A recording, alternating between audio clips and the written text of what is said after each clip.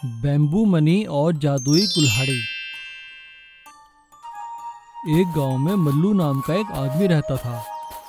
वो सुबह सुबह जंगल में लकड़ियां काटने निकल जाता और शाम को जितनी भी लकड़ियां इकट्ठे करता उन्हें शहर में बेचकर अपना गुजारा किया करता था। उसके पास संपत्ति के नाम पर 4 बकरियां और एक कुल्हाड़ी थी। वो रोज अपनी बकरियों को अपने साथ जंगल में चरने के लिए ले जाया करता था और अपनी कुल्हाड़ी से लकड़ियां काटता और बकरियों के खाने के लिए हरी हरी पत्तियां भी काटा करता था। वो अपने काम से बहुत खुश था। एक दिन जब वो सुबह सुबह मुस्कुराते हुए जंगल की ओर जा रहा था, तभी एक आदमी ने उससे पूछा, अरे भाई मल्लू, क्या बात है, बहुत खुश लग रहे हो, कहाँ जा रहे हो अपनी बकरी और कुल्हाड़ी लेकर? अरे सेठ जी, अपना क्या है, अपनी तो बस 4 बकरियां और ये जादुई कुल्हाड़ी। जब तक मेरे पास है तब तक बस खुशी ही खुशी है, समझो। अच्छा भाई, ठीक है, तुम्हारी तुम जानो। मल्लू उस आदमी को ये जवाब देकर जंगल की ओर चला जाता है और जंगल के बीचों बीच पहुंचने के बाद वो अपनी बकरियों से कहता है, अरे चलो आज चरने नदी के उस पार चलते हैं, वहाँ बहुत लकड़ियाँ भी हैं। और मल्लू अपनी बकरियों को लेकर नदी के उस पार चला जाता है और वहाँ पर वो अपनी कुल्हाड़ी से ये कहते हुए लकड़ियाँ काटने का काम शुरू करता है, चल भाई मेरी जादुई कुल्हाड़ी शुरू हो जा। लेकिन मल्लू जैसे ही लकड़ियां काटने के लिए कुल्हाड़ी चलाता है, वो उसके हाथ से फिसलकर एक बांस के झुरमुट में जा फंसती है। और जब वो बांस के पास कुल्हाड़ी उठाने जाता है तो देखकर हैरान रह जाता है कि बांस का झुरमुट नीचे से उखाड़ा गया था। हैं, ये क्या, बांस का झुरमुट जमीन से उखाड़ा गया है और यहीं छोड़ दिया है? भैया, इस जंगल में मेरे अलावा और कौन लकड़हारा आ गया? चलो, मेरा काम आसान हो गया, इसी को काटता हूँ। अभी वो कुछ सोच ही रहा था, तभी उसे किसी के आने की आवाज आती है। एक झाड़ी के पास छुपकर देखने लगता है। तभी वहाँ पर 4 चोर आते हैं और वो बांस के झुरमुट के पास से हटाकर अपना सारा खजाना चेक करते हैं। उनमें से एक कहता है, सरदार, सब सही है, सारा खजाना यही है। हाँ ठीक है, कल इसे निकाल कर बेच देंगे। ऐसा कहकर वो चारों चोर वहां से चले जाते हैं। मल्लू के मन में पहले तो बेईमानी आती है, लेकिन क्योंकि वो ईमानदार था, वो फटाफट शहर जाकर पुलिस को सूचित करता है और पुलिस वहां आकर घेरा डाल लेती है। अगले दिन जैसे ही चोर खजाना लेने आते हैं तो पुलिस चारों चोरों को खजाने समेत पकड़ लेती है और मल्लू को ढेर सारा इनाम मिलता है। इतना सारा पैसा देखकर मल्लू खुश हो जाता है और इस तरह बैम्बू मनी पकड़वाए जाने के कारण इनाम पाने की वजह से वो अपनी जादुई कुल्हाड़ी का धन्यवाद करता है। अरे वाह मेरी कुल्हाड़ी, तू तो वाकई ही जादुई निकली, तेरा बहुत बहुत धन्यवाद, ऐसे ही मेरा साथ देते रहना। पहिया बैल ट्रैक्टर।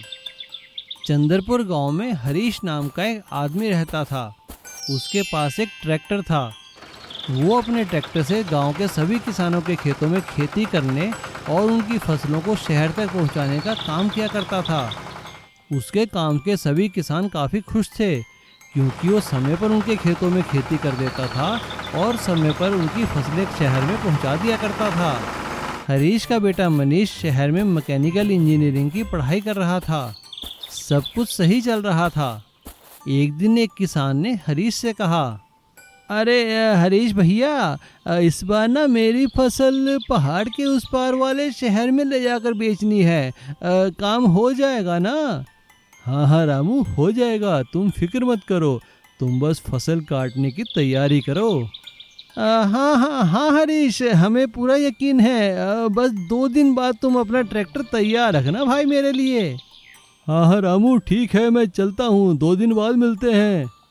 हरीश ऐसा कहकर वहाँ से चला जाता है और घर जाते हुए जब वो पहाड़ के रास्ते को देखता है तो सोच में पड़ जाता है, अरे मैंने वादा तो कर दिया है, लेकिन पहाड़ी पर मैं ट्रैक्टर चढ़ाऊंगा कैसे, वो भी फसलों से भरा हुआ ट्रैक्टर। यहाँ तो काफ़ी ऊंची नीची पहाड़ियाँ हैं, बड़ा मुश्किल हो जाएगा। चलो घर जाकर सोचता हूँ। हरीश जब घर पहुँचता है तो अपने बेटों को देखकर हैरान हो जाता है। अरे मनीष, तुम, क्या बात है भाई, अचानक कैसे? पापा, वो असल में शहर में ना चुनाव है, तो इसलिए हमें 2 दिन की छुट्टी मिली हुई है। अरे वाह बेटा, बहुत अच्छा किया तुमने। मुझे वैसे भी तुम्हारी बहुत याद आ रही थी।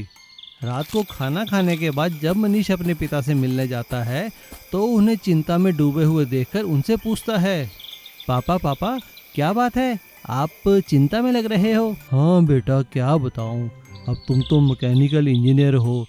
अब मैंने एक काम लिया है पहाड़ी पार करके शहर ले जाकर फसल बेचने का। लेकिन तुम तो जानते हो पहाड़ी पर ट्रैक्टर चढ़ेगा कैसे, बस यही चिंता मुझे खाई जा रही है। बस पापा, इतनी सी बात। बस मुझे आप एक दिन का समय दीजिए और कल ट्रैक्टर दे दीजिए, फिर देखो मैं क्या करता हूँ। अगले दिन मनीष अपने पापा के ट्रैक्टर को शहर में अपने दोस्त की वर्कशॉप में ले जाता है और वहाँ पर ट्रैक्टर के टायर निकालकर उनमें चेन वाली बेल्ट लगा देता है और ट्रैक्टर को शहर से गांव वापस लेकर आता है और अपने पापा को पहाड़ी वाले रास्ते पर बुला लेता है। हरीश ट्रैक्टर को देखकर हैरान हो जाता है क्योंकि टायरों की जगह ट्रैक्टर पर बेल्ट लगी हुई थी और बेल्ट लगे होने के कारण ट्रैक्टर पहाड़ी पर बड़े आराम से चढ़ रहा था। हरीश ये देखकर बहुत खुश हो जाता है और वो अगले दिन रामू किसान के पास अपना ट्रैक्टर लेकर पहुंच जाता है। रामू ट्रैक्टर में बेल्ट लगी हुई देखकर हैरान हो जाता है। अरे हरीश भैया, ये ट्रैक्टर के टायर कहाँ गए और ये बेल्ट? अब भाई रामू, तुम्हारी फसल पहाड़ी पार करके शहर जो ले जानी है तो मेरे बेटे ने ये इंतजाम किया है। चलो तुम अपनी फसल लाद दो। और रामू अपनी सारी फसल ट्रैक्टर में लाद देता है और हरीश बड़े आराम से पहाड़ी पार करके रामू की फसल दूसरे शहर में पहुंचा देता है। ये देखकर रामू बहुत खुश होता है और अब बाकी किसान भी पहाड़ी पार वाले शहर में फसलें पहुंचाने लगते हैं, जिससे उनकी काफ़ी अच्छी कमाई होती है और साथ ही साथ हरीश की भी, क्योंकि अब उसका ट्रैक्टर बेल्ट पहिए लगे होने के कारण कैसे भी रास्ते पार कर सकता था। Potato chips ATM. भजून नामक गांव में संतोष नाम का एक किसान रहता था। वो अपने खेतों में तरह तरह की फसल उगाया करता था और उन्हें शहर जाकर बेचा करता था, जिससे उसकी काफ़ी अच्छी कमाई होती थी। उसके काम में उसकी बीवी रिमझिम भी उसका हाथ बटाया करती थी। एक साल संतोष ने अपने खेतों में आलू की फसल लगाई और जब आलू की फसल तैयार हो गई तो वो लोग देखकर हैरान हो गए क्योंकि उनकी आलू की फसल काफ़ी अच्छी हुई थी। शहर की मंडियों में आलू बेचने के बाद भी उनके पास काफ़ी सारा आलू बचा हुआ था। काफ़ी सारा आलू बचा हुआ देखकर संतोष ने अपनी बीवी रिमझिम से कहा, अरे रिमझिम, देखो तो अभी भी कितने आलू बचे हैं हमारे पास, लेकिन हम क्या करें, अगले साल तक तो ये आलू खराब हो जाएंगे और हमारे पास इतने पैसे हैं नहीं कि हम इन्हें कोल्ड स्टोरेज में रख सकें। संतोष की बात सुनकर उसकी बीवी रिमझिम ने उससे कहा, अरे आप चिंता क्यों करते हैं, हम इन आलूओं के फ्राइज बनाकर बाजार में बेच देंगे। आजकल शहर में आलू फ्राइज का काफी चलन है। अपनी बीवी की बात सुनकर संतोष ने कहा, अरे वाह, क्या बात है भाई, आइडिया तो तुम्हारा अच्छा है। और अगले ही दिन संतोष और रिमझिम मिलकर अपने घर में कुछ फ्राइज बनाते हैं और अपने दोस्तों और गांव वालों को खिलाते हैं। सभी लोग उनके बनाए फ्राइज की तारीफ करते हैं। ये देखकर उनका हौसला और बढ़ जाता है और वो शहर में आलू चिप्स और फ्राइज की एक दुकान खोल देते हैं। उनका काम काफ़ी अच्छा चलने लगता है। उनका बेटा विक्की भी अपने दोस्तों को अपने पिता द्वारा बनाए फ्राइज खिलाता है। सभी बच्चों को फ्राइज बहुत अच्छे लगते हैं और बच्चे भी संतोष की दुकान में आकर फ्राइज खाने लगते हैं। उनका काम काफ़ी अच्छा चलने लगता है। इसी तरह कई महीने बीत जाते हैं। एक दिन संतोष अपने बेटे विक्की को एक एटीएम में पैसे निकालने के लिए लेकर जाता है। एटीएम मशीन से पैसे निकलता देखकर विक्की अपने पापा से कहता है, पापा, क्यों ना हम अपनी दुकान में एक फ्राइज का एटीएम खोले? अरे हाँ बेटा, तुम्हारी सोच तो अच्छी है, लेकिन ऐसा नहीं हो सकता। पैसे पैसे होते हैं और फ्राइज फ्राइज होते हैं। और वो दोनों घर आ जाते हैं। लेकिन रात को अचानक सोते हुए संतोष को अपने बेटे की बात का ध्यान आता है और उसे एक आइडिया आता है। अगले ही दिन वो शहर में अपने दोस्त सोहन की वर्कशॉप में जाकर एक मशीन तैयार करने लगता है। एक हफ्ते की मेहनत के बाद वो एक वेंडिंग मशीन तैयार करता है, जिसमें पैसे डालने पर आलू चिप्स, फ्रेंच फ्राइज, चॉकलेट और टॉफ़ी आदि निकाले जा सकते थे। वेंडिंग मशीन तैयार करके संतोष अपने बेटे विक्की से कहता है, अब बेटा विक्की, ये देखो, ये रहा तुम्हारा आलू चिप्स बेचने का एटीएम। और वो जगह जगह शहर में और स्कूलों कॉलेजों में वो वेंडिंग मशीन लगा देता है। इससे उनकी काफ़ी अच्छी कमाई होने लगती है, क्योंकि उन्हें एक ही बारी में फ्रेंच फ्राइज और आलू चिप्स बनाकर उस मशीन में डालने होते थे और बार बार बेचने की मेहनत नहीं करनी पड़ती थी। और शहर में जगह जगह उसके आलू चिप्स के एटीएम मशहूर हो जाते हैं। Chicken leg piece party. Ramnagar नदी किनारे बना एक पहाड़ी क्षेत्र था। वो अपनी सुंदरता के लिए बहुत प्रसिद्ध था। वहाँ की सुंदरता को देखने दूर दूर से लोग आया करते थे।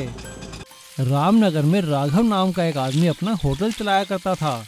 उसके हाथ के बना चिकन और खासकर चिकन लेग पीस बहुत ही स्वादिष्ट हुआ करते थे।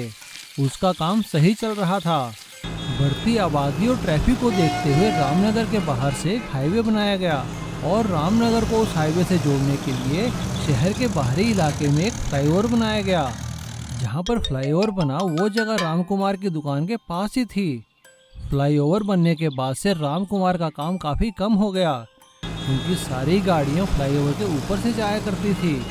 ये देखकर रामकुमार बहुत ही चिंतित होने लगा।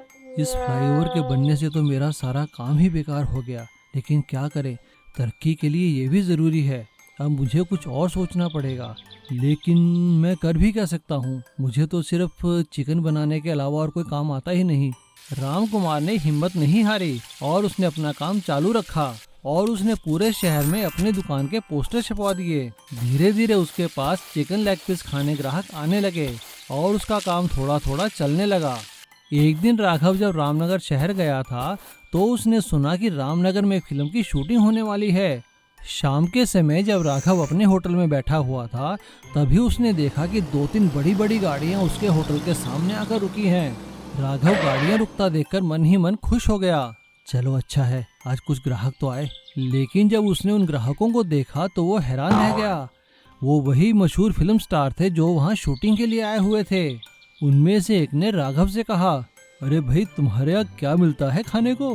बड़ी भूख लगी है। सर, हमारे यहाँ चिकन लेग पीस बहुत फेमस हैं। अरे तो खिलाओ भाई, हमें चिकन लेग पीस ही खिला दो। जी सर, आप जितने कहें मैं उतने चिकन लेग पीस बनाऊंगा और आप एक बार खाएंगे तो बार बार खाएंगे। अच्छा ऐसी बात है, तो चलो आज चिकन लेग पीस पार्टी ही हो जाए।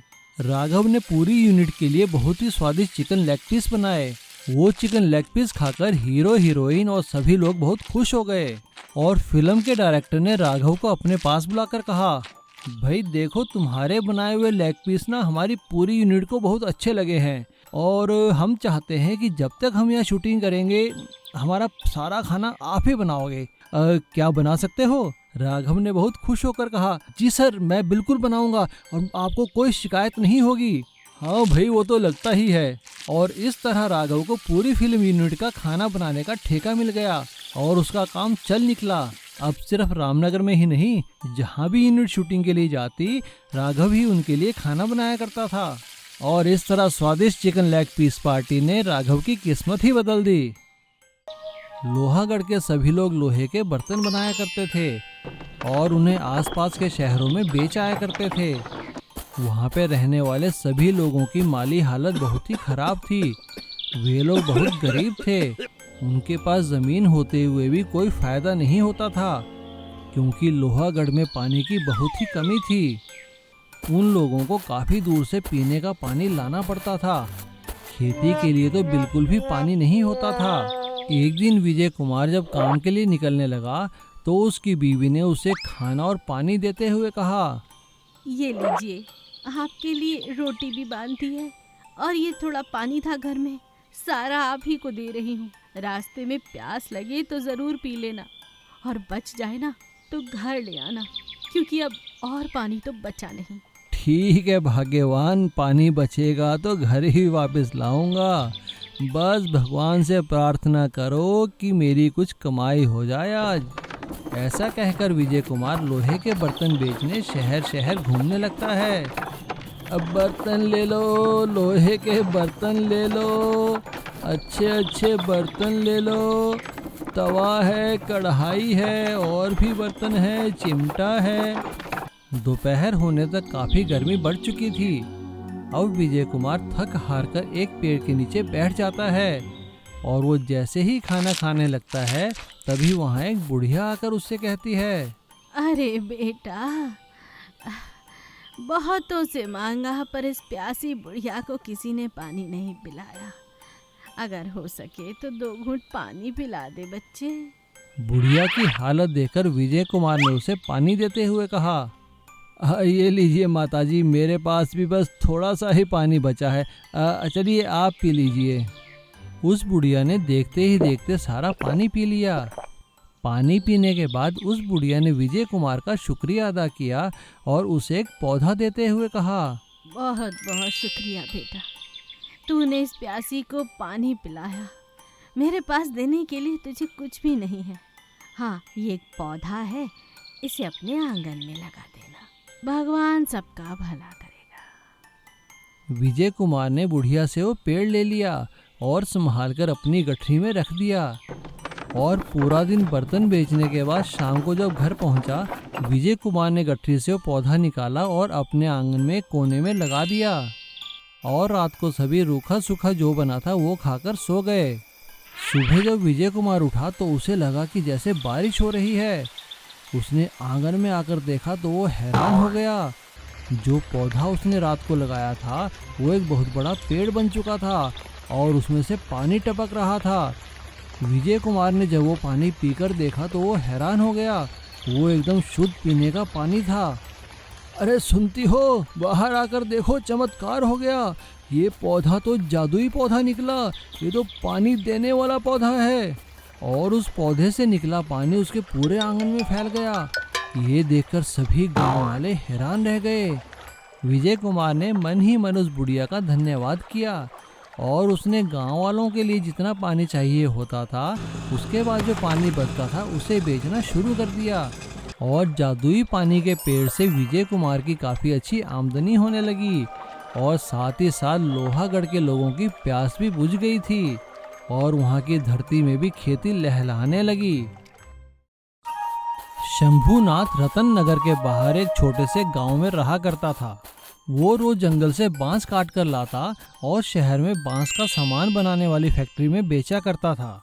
उसे और कोई काम नहीं आता था, उसका काम सही चल रहा था। वो अपने काम से बहुत खुश था और गांव में अपनी बीवी और बच्चों के साथ रहा करता था। लेकिन सब कुछ ठीक चलने के बाद अचानक उस पर एक दिन दुखों का पहाड़ टूट पड़ा। जिस फैक्ट्री में वो बांस सप्लाई किया करता था उस फैक्ट्री के मालिक की मृत्यु होने के बाद उनके बेटे ने फैक्ट्री को बंद करने का फैसला किया और बांस की जगह प्लास्टिक के फर्नीचर बनाने की यूनिट खोल ली, जिस कारण शंभूनाथ का काम बिल्कुल ही ठप हो गया। लेकिन उसने हिम्मत नहीं हारी और जंगल से बांस काट काट कर अपने खेत में इकट्ठा करना शुरू कर दिया। ये देखकर उसकी बीवी ने उससे कहा, अजी पगला गए हो क्या? अब काहे बांस काट काट कर जमा कर रहे हो? कोई और काम धंधा ढूंढो, वरना हम सब लोग भूखे मर जाएंगे। अपनी बीवी की बात सुनकर शंभूनाथ ने उससे कहा, अरे तुम फिक्र काहे करती हो, मैं हूँ ना। देखना यही बांस हमारे लिए एक दिन जादुई बांस साबित होंगे और सभी बांस इकट्ठे ही बिकेंगे एक साथ। पता नहीं वो दिन कब आएगा, जो चाहे मन में आए करो। और ऐसा कहकर उसकी बीवी अपने घर के कामों में लग जाती है और शंभूनाथ रोज की तरह बांस काट काट कर अपने खेत में जमा करने लगता है। उसके पास काफी सारे बांस जमा हो गए थे और अब वो वहाँ पड़े पड़े सूखने लगे थे, जिससे उनका रंग हरे से सुनहरा हो चला था। हर कोई आते जाते शंभूनाथ को टोका करता था, अरे भाई शंभुआ, एक बांस काहे जमा कर रहा है बे? अरे काका, ये बांस नहीं, ये सोना है, सोना। इनका रंग तो देखो। अरे बचुआ, रंग होने से कोई लकड़ी सोना नहीं हो जाएगी। काहे बेवकूफ बन रहा है तू? काका देखना, यही एक दिन मुझे सोने जैसी कमाई करके देंगे। और शंभूनाथ की बात सही निकली। एक दिन अचानक एक बड़ी सी गाड़ी में एक आदमी उसके पास आया। अरे भाई, ये बांस तुम्हारे हैं क्या? जी साहब, मेरे हैं। कहिए क्या बात है? भाई देखो, मैं शहर की एक मशहूर कंस्ट्रक्शन कंपनी से आया हूँ और हमें अपनी कंस्ट्रक्शन साइट के लिए बहुत सारे बांस चाहिए, क्योंकि हम अपनी बिल्डिंग को एक ग्रीन बिल्डिंग बनाना चाहते हैं। ये सुनकर शंभूनाथ बहुत ही खुश हो गया। अरे भाई, क्या सोचने लगे? देखो, अगर बांस बेचने नहीं है तो किराए पे दे सकते हो तुम। शंभूनाथ को यह आइडिया बहुत अच्छा लगा और उसने अपने बांस कंस्ट्रक्शन कंपनीज को किराए पे देना शुरू कर दिया, जिससे उसकी अच्छी आमदनी होने लगी और उसका परिवार फिर से खुशहाली से रहने लगा। अब शंभूनाथ ने अपनी बीवी से कहा, काहो, हमने कहा था ना तुमसे, ये बांस नहीं, ये सोना है, सोना। और शंभूनाथ के द्वारा इकट्ठे किए हुए बांस उसके लिए जादुई सुनहरे बांस साबित हुए।